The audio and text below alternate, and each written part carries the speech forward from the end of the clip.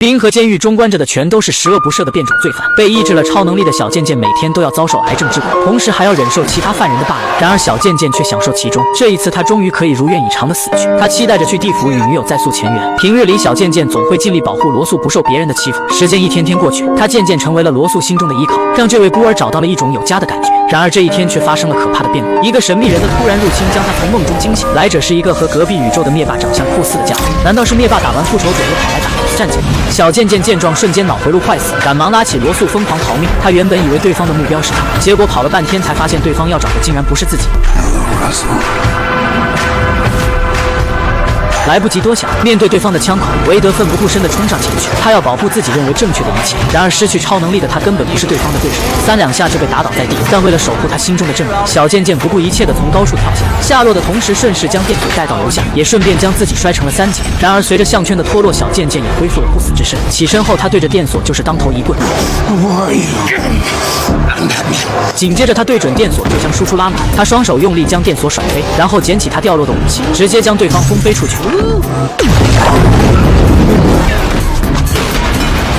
小贱贱实在想不明白，他为何要对一个14岁的小男孩痛下杀手。面对小贱贱的喋喋不休，电锁只好讲出了此行的目的。一问不知道，不问吓一跳。电锁竟然是一名来自未来的超级战士，在他的时空中，他惨遭罗素灭门。为了能挽回这一切，他进行了时空穿越，他要除掉年少的罗素，以此阻止悲剧的发生。然而小贱贱并不相信他的鬼话，于是二人又打到了一起。虽说小贱贱已经恢复了超能力，但依旧不是电锁的对手，没几下就被对方折断了双臂，并且身上也被捅了数刀。小贱贱一个不慎被对方重重的击倒，他捡起小贱贱送给女友的纪念品，并问他为什么要保护罗素。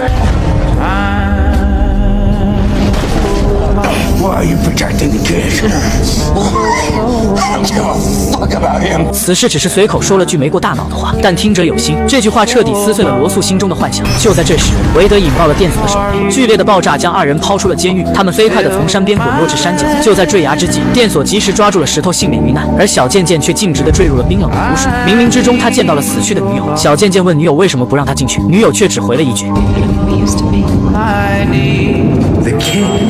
说完后，死士就又一次被拉回了现实。女友的话更坚定了死士保护罗素的想法。回到家中，小贱贱把想法告诉了好友。为了解决火力不足的问题，好友建议他建立一支属于自己的特种部队。消息刚一发出，就有众多奇葩的变种人前来应聘。黑小哥的超能力是扭曲电磁场，可以制造焦虑、疑惑与痛苦，直接录用。这位小哥的超能力是能够吐出强酸，可以腐蚀一切，虽然有点恶心，但似乎又大有用处，直接录用。下面这一位是隐形男，但看不出他到底来没来。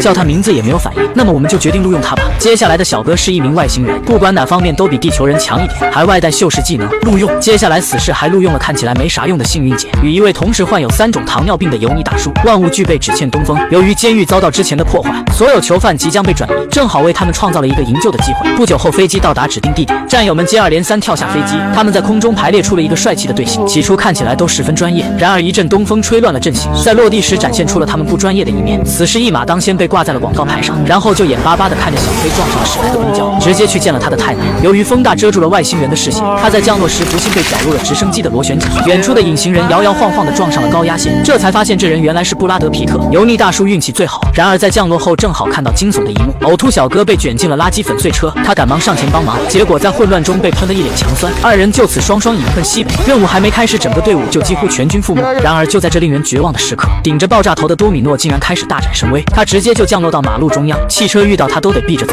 他毫无顾忌地在高速上穿行，结果很快就引发了一场灾难性的灾难。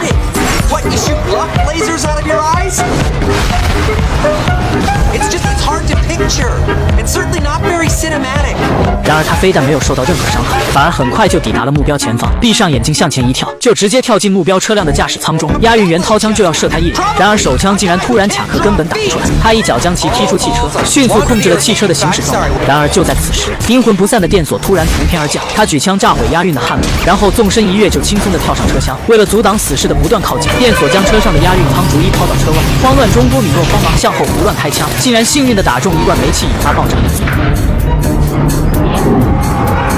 死侍看准机会，纵身想跳上卡车，结果一番努力后却跳了个寂寞。眼见电索已经逼近，多米诺毫不犹豫地抛弃方向盘，与电索站在了一起。虽然他身手不凡，还在一开始就占据了主动，然而一个弱女子如何是改造战士的对手？很快幸运就被放倒在地，眼看已经命悬一线。这时小贱贱已经撅着屁股赶过来，他在最后一刻及时赶到，救下了倒地不起的幸运姐妹。多米诺重掌方向盘，接下来就是小贱贱与电索的终极对决。Give me your best shot, One-Eyed Willie.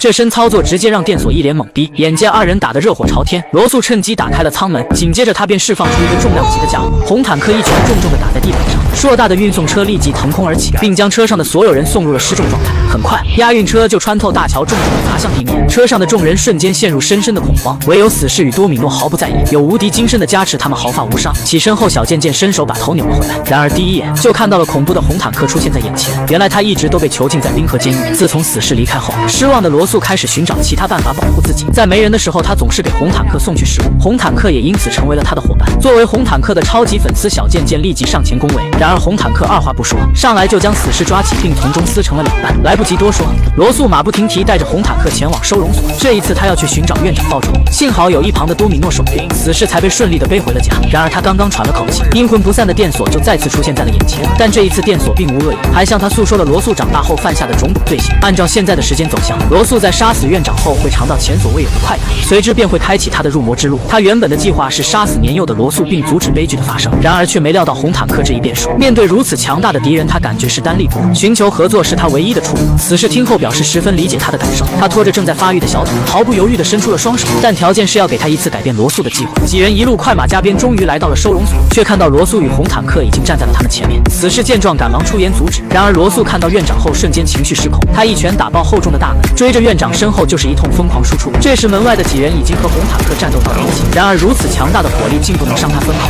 三人干脆一拥而上，想以多取胜。哪曾想由于实力差距太大，竟遭到了对手无情的碾压。战斗中，死侍不慎被其抓起，狠狠地砸向了护栏，被刺穿脑袋的小贱贱痛苦地倒在了地上。在恍惚中，他突然看到了一个身影，好基友刚力士果然不负众望前来支援。虽然他已被小贱贱伤透了心，然而危难之时，他依然会义无反顾地出现在他的身旁，这或许就是传说中的真爱吧。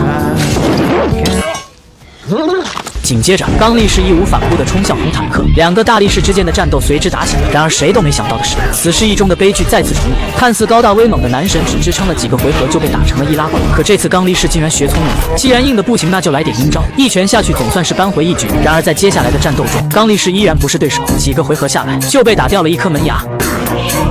危机时刻，雪絮与弹头女孩加入战斗，大家齐心协力打出了一个漂亮的反击，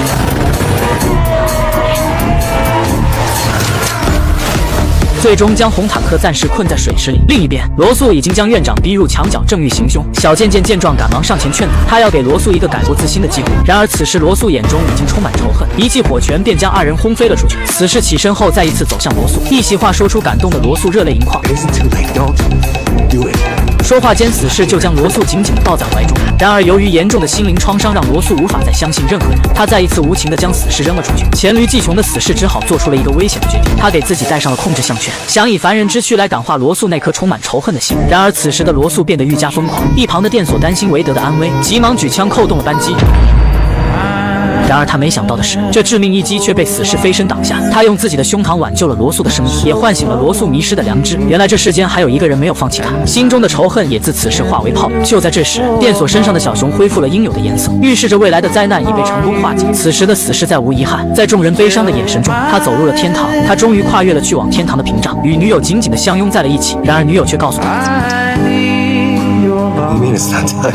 说罢，死侍又被拉回了现实。原来是电索舍弃了回家的机会，他用时空穿梭器回到了大战前夕，将一枚硬币放在了死侍的胸口，用这个小小的改动保住了渐渐的性命，但依然没有改变历史的进程。You time-sliding son of a bitch. You did this for me? 这时讨厌的院长突然出现，却在导演的安排下被送往了寒冷的西。从这以后，死侍拥有了一个新的家庭。不久后，雪絮与弹头女孩修好了时空穿梭器，死侍也借此开启了他的时间之旅。他回到过去，一刀干掉杀手，救下了女友，随后又穿越到了金刚狼电影中，干掉了那个被封住嘴的版本的死侍。最后他直接穿越到现实世界，将准备接下绿灯侠剧本的自己一枪爆头，自此完成了与 DC 彻底决裂的壮举，为不久后与金刚狼的相遇做足了准备。